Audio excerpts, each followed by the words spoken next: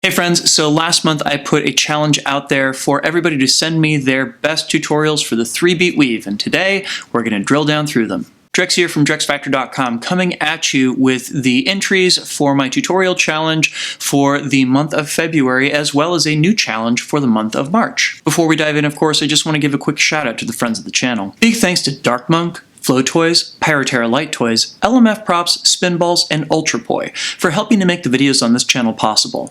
You can learn more about all these amazing companies and the work that they're doing to support flow artists like yourself by checking out the links down in the description of this video. So I actually got 3 submissions this month, which makes me very happy, and they run the gamut from being a trick that is kind of 3-beat weave adjacent to a very interesting way of teaching a 3-beat weave that kind of actually involves a different prop. And basically, this wound up being one of the more diverse months in terms of approaches that people submitted for this tutorial contest. So we are going to start it off this month with a tutorial from Timothy Barker.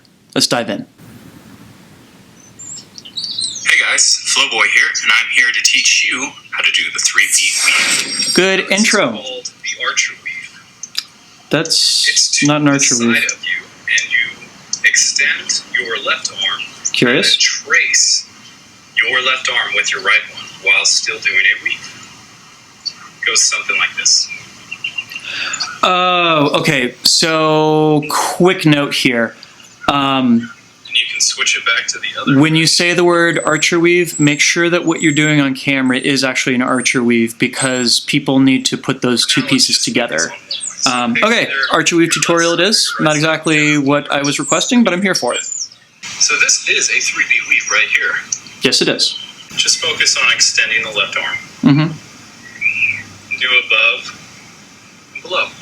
Yeah, I actually use a similar technique in teaching the archer weave myself. And the other one is defining it. It's interesting. So you're actually performing this as something pretty close to what we would call a pulse weave, wherein you're actually moving your hand up and down the other arm and everything, which it's kind of like archer weave adjacent, and it's still cool to know, but yeah, it's a slightly different beast. Or perhaps this is part of the technique for how you're trying to get people to the archer weave. Oh, that was a cool transition. I like that we're getting it from another perspective. Extend my right arm. Move your arms towards the center. I'm not sure what's going on here. There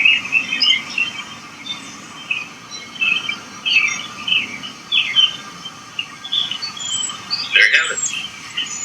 Thanks for watching. Interesting.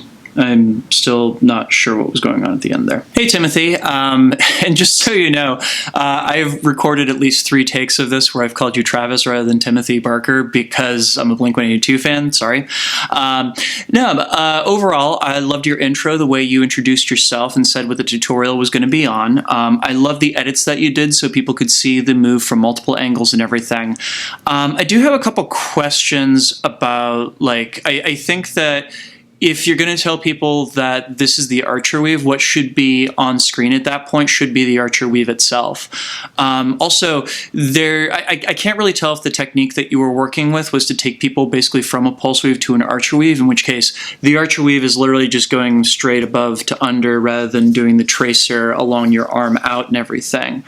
But I mean, both of them are really beautiful, and overall, like, I think that that was a great demonstration, and you've clearly got some great editing skills under your belt and everything. So I hope that you produce another video for one of these challenges, because I would love to see you continue to grow in this way. Thanks for the submission. And our next submission is from Tutorial Challenge regular Kimmy Cherry. Let's dive in.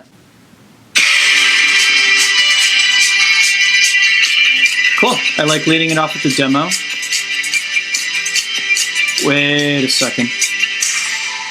I think that's just the left hand going over. And this month I am taking the Ultrapoi challenge on how to teach somebody how to do a 3-beat weave. I'm also going to use my hula hoop as well as my poi. Cool. To show you a little bit with both. Yeah, totally. Bring a multi-prop. Something like this. You're essentially counting to 3 on either side and making. Oh no. with both of your boys. And I'm trying to do it as Oh, Kimmy, this is a 2-beat weave. It's not a 3-beat weave. Because it's always your left hand on top here. And eventually you can leave this To be the 3-beat, you've got to get your right hand on top on one side and your left hand on top on the other. To start with one, make sure you can Yep. Cool.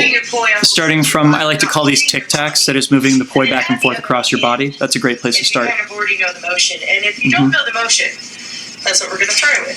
Right. To get the motion is to start like this. And if you're right-handed, this side is a little bit harder to do. And you want to be able to do this as well. You're basically doing practicing with both hands. With your hands at the same time. Weaves are kind of awesome because they can not only be done with poi, but they can also That was a really cool visualization. with your hula hoops. Hey. And so we're also going to show you how to do them with your hula hoops. And that's kind of neat too. Now, I've just recently learned how to do a weave with my hoop. So one of the challenges when you do a 3-beat weave with hoops is that you have to change your grip as you're doing it, and you don't have to change it with the 2-beat. So that's a thing to watch out for. Do 3-beat weaves. That's the same that they would be with the corkscrew. When you're talking about doing the 3-beat weave. And yeah, corkscrew would be an application for a 2-beat weave on a horizontal plane for sure. In both directions. Cool. Frontwards and backwards, Showing reverse too. Arms, on I approve. either side of your body. Oh, okay. Cool. I like you're ending the video demoing the trick and everything. That's good. Hi, I'm Camp Poi Girl 713. And that's a nifty little spot at the end, pointing people towards your social media. Cool idea. I'm also the No Gal Cherries channel on YouTube. All right, so Kimmy, the good parts of this, I really liked how you started off by teaching people tic-tacs. That's usually a big part of how I teach this move as well. And you showed people how the same kind of ideas can be applied to things like windmills and corkscrews and everything, which, is definitely a good bit of pedagogy. If there are two things that I would say could maybe use a little bit of improvement here, number one, of course, is just that what you were showing off in the video was a 2-beat rather than a 3-beat move. And if it's a tutorial for a 2-beat, that's fine, but make sure that people know the difference, because otherwise it can lead to some misconceptions and people having to figure things out the hard way down the road.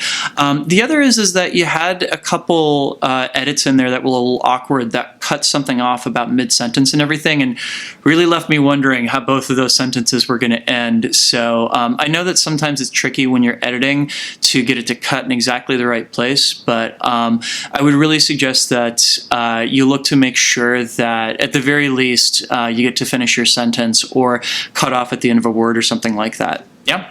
So Kimmy, thank you so much once again for being a part of this challenge. It's really a pleasure getting to see your videos grow over time. And I also like all the little intertitles that you had pop up, giving people additional information on screen for whatever you were talking about. That's a really nifty touch. And for our final submission for the month, it is a first-timer woman by the name of Betty Kang. It is also the first IGTV tutorial that I have ever reviewed in the course of doing this. So let's check that out.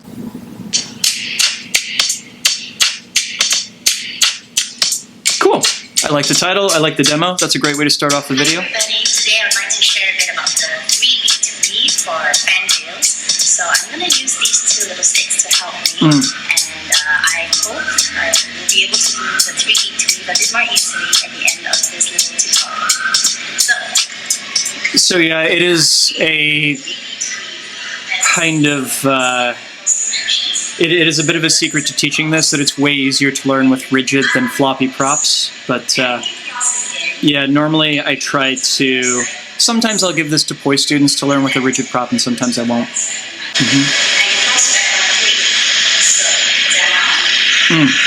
So you're teaching the wrapping and unwrapping on each side method for teaching this. I have actually used this method myself several times, and it's pretty much the only method that I know that I really consider to be foolproof in getting the trick across. Yes, I love this technique for teaching this move. And that's a great way to teach people how to count the beats of this too. 3.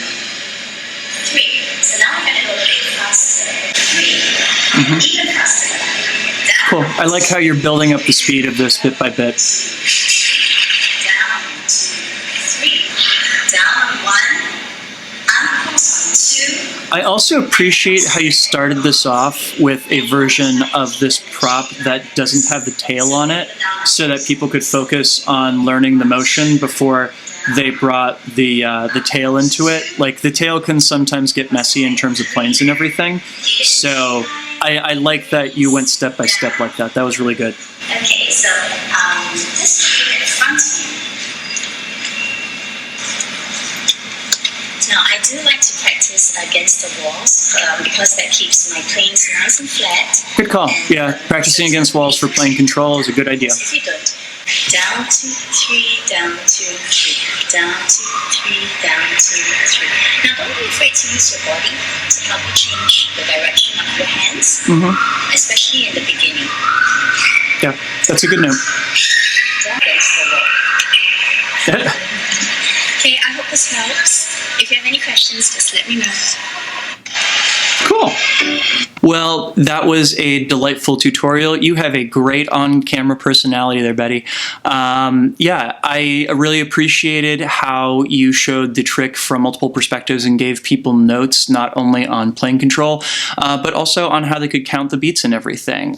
This was a really, really well edited and put together tutorial overall. If I were to put one piece of constructive feedback out there, it would be that in terms of your sound, especially in the first part of the tutorial where we have the view of the 3-beat weave from the side and everything, I really was sometimes struggling to hear you over the background noise and everything. I don't know what options you have for like maybe getting a better microphone or what have you, but aside from that, like, this is a really, really solid tutorial. Good job there. And with that, my friends, we come to the end of the tutorials that have been submitted to me for this month, and I just want to thank everybody who sent me a submission and to put the challenge out there for the Drex Factor tutorial challenge for the month of March. This month, I want to see tutorials on a trick that I have been finding myself struggling to find a good technique for teaching.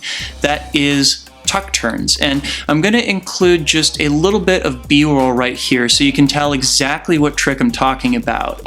Especially this past month, it's dawned on me that it might be a good idea for me to include just a little bit of footage of the trick I want people to teach, just to make sure that what I'm expecting to come to me is actually what's coming to me, yeah?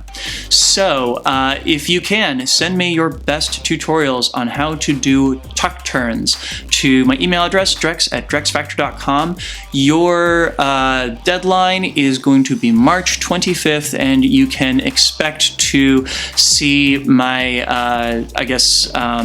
review of all of the different tutorials that I am sent, either the first Thursday or the first Friday of April. Cool, friends, so get cracking. I can't wait to see those tuck turns tutorials. And of course, links to all of the tutorials from the month of February are linked to down in the description, so you can go check them out for yourself. If you dug this video and you would like to see more like it in the future, pretty please, go ahead and like, share, subscribe, and of course, ring that bell so you get to see all of my videos as soon as they get posted. And of course, a quick shout out to my wonderful supporters on Patreon. They are the reason that this video and all the videos on this channel exist.